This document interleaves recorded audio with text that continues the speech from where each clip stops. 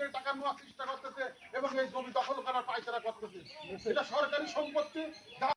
ওই ভূমিদস্যু বাবুল জব্বার এই জনপদকে অতিষ্ঠ করে তুলেছে।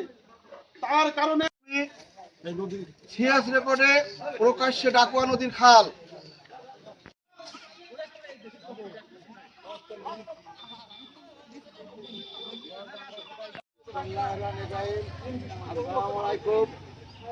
আমরা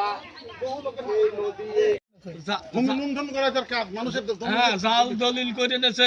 দলিল করা দেখেন আমার নিজেরই আছে, তাদের বাড়ি ঘর দোর সে ভেঙে দিতে চায়। এই সন্ত্রাসী এই ভূমিদস্যুর হাত থেকে সাধারণ সম্পূর্ণ কিছু ভেঙে দেওয়ার উচ্ছেদ শুরু করেছে।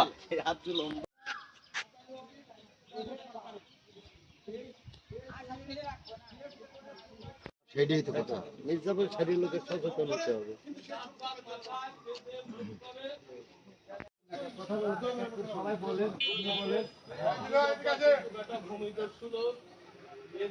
এই পাড়াতে একটা লোকের একদম নিঃস্ব করে দিয়েছে মজনের। আরো অনেক সে বিভিন্ন মানুষের ভারী ঘর দোর থেকে শুরু করে সবকিছু, এমন কোনো কর্ম নেই সে করেনি। এই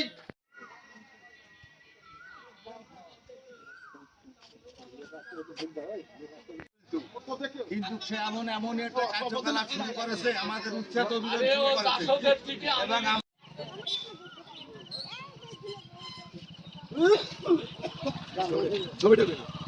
অন্যায় অবিচার এবং লুণ্ঠন, ভূমিদস্যু এবং বিভিন্ন